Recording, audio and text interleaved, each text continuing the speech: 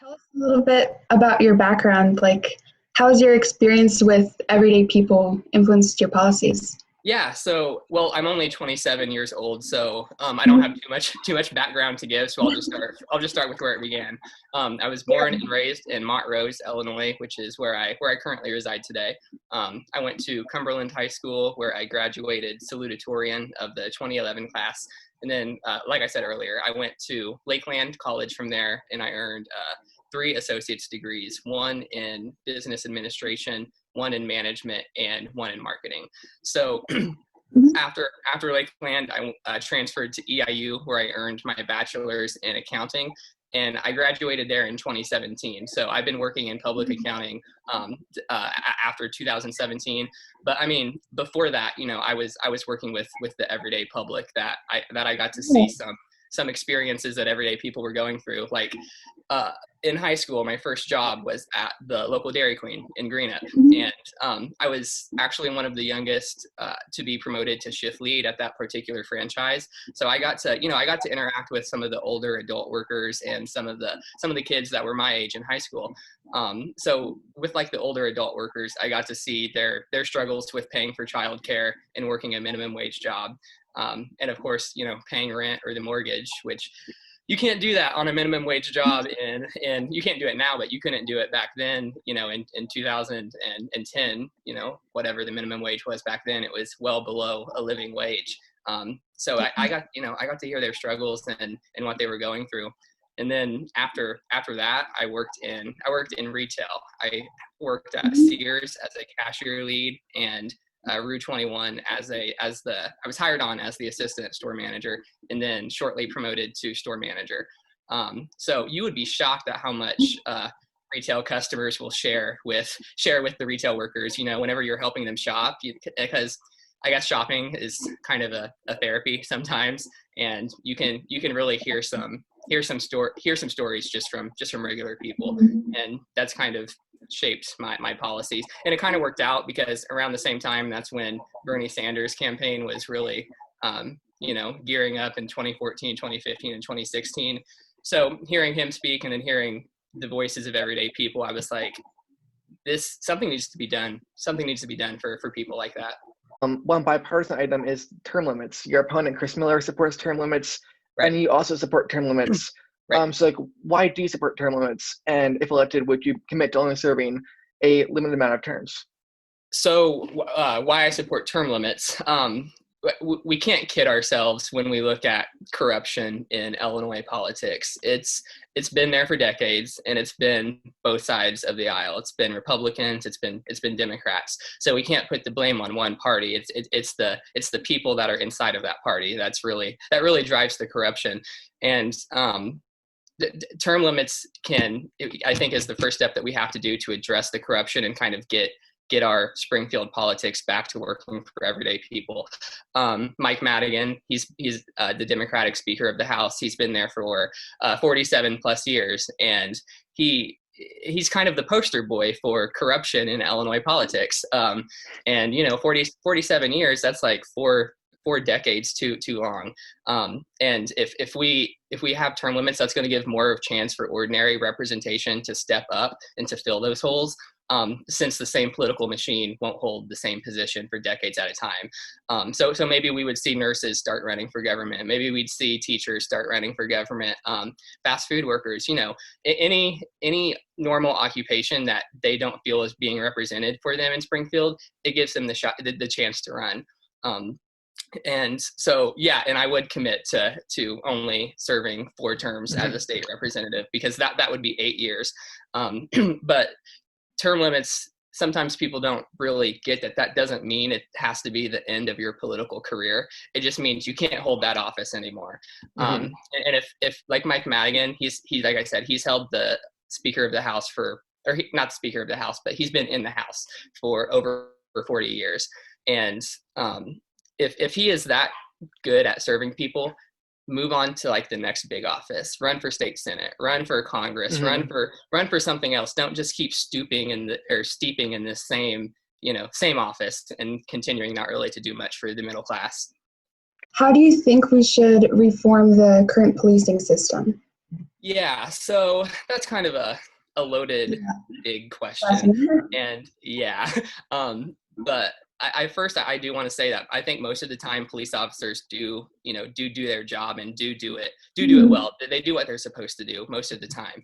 But like with any other job, anytime they cross a line, break the law, or commit a crime, they need to be held accountable. And the people need to hold them accountable, and other police officers need to hold them accountable. So I think in Illinois specifically, I think police officers that are convicted of a crime, or convicted of a felony should be ineligible for their police pensions. If they're committing a crime in an occupation that they're supposed to stop crime, why are they getting their retirement pension when they retire? I don't think they should. Another thing I would fight for is require special independent prosecutors to investigate all law enforcement related deaths, because we can't have the same police department investigate their own police officer. That's kind of I see that as a conflict of interest. So I think it needs to be it needs to be a special independent prosecutor to investigate those deaths. I also support the ban on private prisons in Illinois, and I also support a ban on private juvenile correction facilities. And Chris Miller, he actually voted against that bill, but I look at it as these private prisons, they're only an operation to make money. They're a corporation. They're not there to rehabilitate people back into society. And the same goes for the juvenile correction facilities. If they're a private juvenile correction facility, all they're doing is existing to make money for the shareholders or for the CEO of that particular prison or that particular correctional facility. So that's not what a prison is about to me. A prison should be about rehabilitating somebody back into society, and private prisons don't do that. Another big push that I would shoot for Illinois is to come up with another phone system to work alongside 911 for people to call in cases of like mental health, homelessness, drug addiction, instead of calling 911 and having a police officer show up with their gear and their hand on their gun ready to shoot. And that's not going to de-escalate a situation. That's just gonna make it worse. So if we can come up with another phone system to call that gets you connected to someone trained in crisis control, trained in de-escalation, I think that would be much safer for the community than calling 911 and having police show up. So just like other emergency lines that could help people more than someone who's not necessarily trained in. Exactly. Exactly. I guess you could look at it also. You can try to train police officers more in de-escalation or more in crisis controls, but police officers, they only have to have 6 months of training or 6 months of school or something like that, something crazy like that. And people who are trained in mental health issues, a lot of them have their master's degrees. Let's connect them to those people, not police officers. That's my thinking on that. There is a lot of prison gerrymandering in Illinois, and it's a way for politicians to gain more power by counting the prison population in their district. So would you support maybe independent commissions and commissions in general to end prison gerrymandering and end gerrymandering overall? I know gerrymandering it can be a bipartisan issue.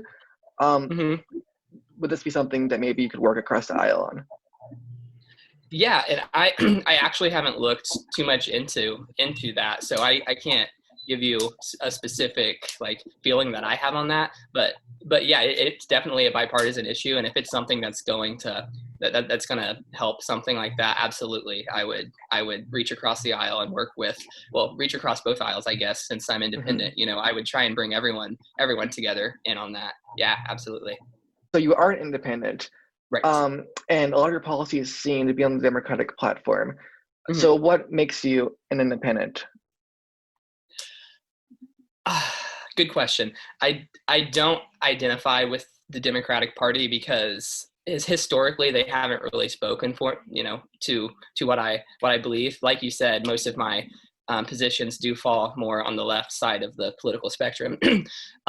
But running an independent campaign, I'm not controlled by like the state Democratic Party. I don't have to go through them with some of my choices. I don't have to go through them with making sure my platform won't offend anybody on the, in the Democratic Party. It's just me speaking what I believe and me speaking what other people are telling me when I talk to them. It's not me talking to party insiders, me talking to, high Democratic individuals within the state Democratic Party. It's just me speaking about everyday needs. So that's why I think running as an independent is better for me than running as a Democrat. On your website, you mentioned additional funding for non-traditional education routes. But my question is, do you have any plans for making four-year universities more accessible? Yeah, so I actually support tuition-free community colleges for in-state students in Illinois. So I would work with both Democrats and Republicans to try and make that possible.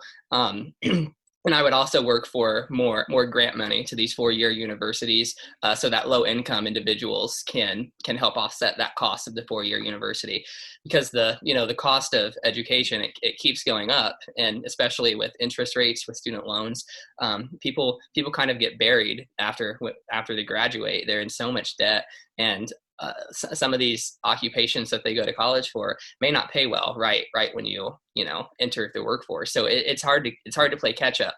So we definitely need to address those, making college more affordable. But community colleges, I think 100% should be tuition free for in-state students. And then, like I said, more grants to the four-year universities. And I think we can pay for that in part with this progressive tax that's on the ballot in November that hopefully passes. Your platform also mentions continued funding for the arts. Why do you believe that the arts are so important to our communities? Yeah, so really I think there's three main reasons that it's important for communities, and then there's three reasons that it's important for children in schools.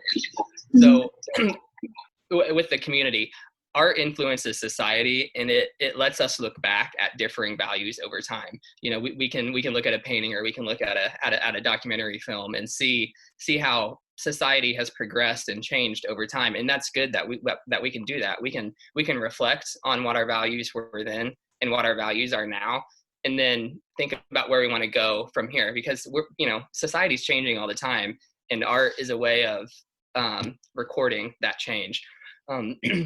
It would also drive tourism to communities and retain local dollars. Like if some of these downtown districts in these smaller communities have like a small cultural center that's maybe donation only, I think the locals will visit there and donate often. So it would retain local dollars for the community, and then also it would attract new dollars to Main Streets and downtown as well. Casey, Illinois, I don't know if either of you guys have driven through Casey, but they're kind of a perfect example of this with their world's largest things collection. Like they have the world's largest cloth tea, the world's largest like pencil or something like that. But I think they have like 10 to 15 different large things, and that drives people to stop off the interstate, since they're right off the interstate. And there's shops down there too by these large exhibits, and those people that are coming off the interstate, they're stopping in those shops to eat. They're stopping in those shops to get dessert. They're stopping in the shops to pick up little souvenirs. So it would bring in money from out of state people, out of city people, and it would just bring money to the communities. So kind of switching to why it's important for students and schools, it's been proven that art teaches students to think critically and to solve problems creatively. And that's good, because we don't want children to go to school and become zombies. We want them to think critically, think creatively. And it also enhances student engagement. It helps with social and emotional development. And then the last one I would say, there's a proven positive correlation between grades in math and literacy and the arts. So it sparks activity on the side of the brain that also is important for math and literacy. You support public matching of candidates who pledge to only accept small donor donations. Right. But my question is, does this policy help voters who may not have any money to donate to any candidate? Happy that you mentioned vouchers for voters, because that's a lot of people don't think about that. The people who can't afford to donate, oftentimes they are the ones that stay out of the political process. They don't, they may not get involved because if they don't have any money, they may not have internet access either. So they may not even know who their local candidates are. They don't have money to donate. So they're just like, I don't care. I'm abstaining from voting. I don't want to do this. So yeah, if we have voting vouchers, that's going to spur democracy. If I would support a voucher program to give two $25 vouchers to every Illinois individual to give to state and local candidates, not federal level candidates. I think they should be retained for the state candidates. Mm-hmm. So those two $25 vouchers that I would support, that you can use them both for the same candidate. You can use them for two different candidates if you want to support two different ones. But yeah, that's something that I would try and work with. And I feel like we can make that a bipartisan issue. It's because I think Republicans want to get more people involved too. So in giving those vouchers, that's going to make people think who is running in this election. Do I like their platform? It's going to make them research. It's going to make them find out more about their local candidates and then get them involved in the process. And then it's going to drive them to the polls in November because they donated to a politician. That could be a big deal for them. We were also wondering about your stance on gun reform, since we didn't see it on your website. What are your policies in that regard? Yeah, so I do support the Second Amendment. I'm actually a FOID card carrier myself. However, I think that the Second Amendment is a right, obviously, and I think everyone should be able to own a gun with few exceptions, like felons, criminals, violent criminals, I should say. And I do support a federal ban on assault weapons like we had in the 1990s. Those, when the Second Amendment was written, we didn't have assault weapons. We didn't have weapons that could fire round after round after round and kill as many people as possible in a short amount of time as possible.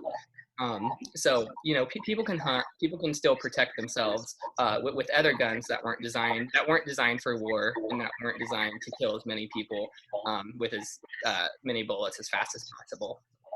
Your platform mentions that we should actually focus our attention. Well, maybe not focus, but we should make it a priority to have schools be green. First, or maybe not first, make it a priority. Yeah. Why is this? If we start with schools, and it, like I said, it doesn't like you said, it doesn't necessarily have to be first, but we need to make it a priority.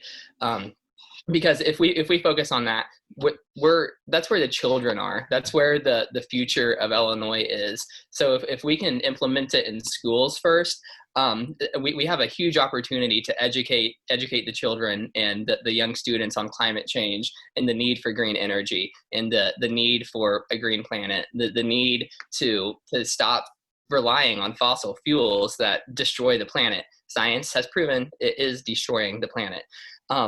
So yeah, if we start in schools, that's a perfect opportunity for us to educate the students. And it also opens up a huge opportunity for a green vocational track in high schools, because that those are the jobs of the future. Green jobs are the jobs of the future. And some students in high school, they're not ready to, or they may not be college ready students. So if we can get them jobs straight out of high school, especially these green energy jobs, that's going to be great for the future of Illinois. We have so many jobs going away to automation, like fast food. You go into McDonald's, you can order from the touch screen. retail is kind of dying down. We have Amazon controlling the shopping market. Those jobs are leaving, and they're not going to come back because corporations, they're concerned with making money, and if that means eliminating workers, they're going to eliminate workers. So these green energy jobs is going to be so important for the future economy of Illinois, not just Illinois, but the nation too. So yeah, that's why I think we need to really focus on schools first, or make it a priority. Overall, for our entire state, what are some other policies that you would support to fight against climate change? Mm-hmm. So this Coles Wind project that was recently announced, I believe it was last week that it was proposed. That is a great start. I'm more partial to solar energy because I feel like there's less maintenance work and there's less repair work that would need to be done with solar. But this is a step in the right direction. I'm not going to say I don't support it, because I 100% support it. But I would also work to create an increased state tax credit for households that convert to 100% solar energy. So like right now, a family can actually make back their investment on transitioning to solar within 10 years when you account for the tax credits, when you account for the money that they're saving on their energy bill, that they're going to start making money on their investment within 10 years. I want to try and cut that down to within 5 years with increased Illinois state tax credits. And I'd also like to talk with others, maybe in the General Assembly, about creating some sort of state loan assistance program for low-income households who don't have the money up front to transition to solar energy, because it is an expensive transition. So if we can create some sort of state loan assistance program that can be paid off with the money that those low-income households are saving on their energy bill by switching to green energy, I think that's a great way that we can get all households in Illinois to green energy. Yeah. What advice would you give to young people who are considering a career in public service, and how can the people of the 110th district support your campaign? So I feel weird being asked that question because I just jumped into the race a little over a month ago. So I don't know if I'm qualified to give advice. But what I would say is if you have passion, a drive, and you care about people, and you can develop a clear, concise message that resonates with people, that connects with people, run for something. Just run. If you see an incumbent running unopposed, like Chris Miller was, and you look at their voting record and you see what they stand for, and you don't think it's for everyday middle class, low income, everyday people, jump in, do what you do, do what you need to do to get in the race. Obviously there's age qualifications for different offices, but even if it's just something local, like school board or city council, anything like that those are perfect places to just jump in. And if you have a way to get your message out, which everybody does now with social media, you can get your message out to a lot of people online. And if you can do that, you have a real shot of winning. And then this is what people have been telling me, if it doesn't work out the first time, cry for a day and then prepare for the next race, and if you don't want to run for the same office, you obviously you don't have to, but keep running for something, because if you made the decision and made the choice to run for something once, you obviously care, you obviously have passion for something. So don't let a loss get you down. Just prepare for the next race. And then the last thing, how can people support your campaign? Right. So I would urge people to go to our campaign Facebook page and like it and share it with people, because on there we're posting updates every day on the campaign. We're posting new ideas that we care about every day on there. So get on there, like that Facebook page. Go to kodyczerwonka.com. You can see more of my platform on there. And since this is grassroots, the big thing that people can do to support us is talk with people about us, talk with people about this campaign, talk with your friends, talk with your family, name drop it, once a day. And if everyone does that, we have a real shot of spreading this message all across the district. Right now, we are looking for volunteers to canvass and phone bank with us. So if anyone that's interested in doing that, they can go to kodyczerwonka.com and click the volunteer link there. And there's a little volunteer form for people to fill out. And that we really need a lot of people to help us with that.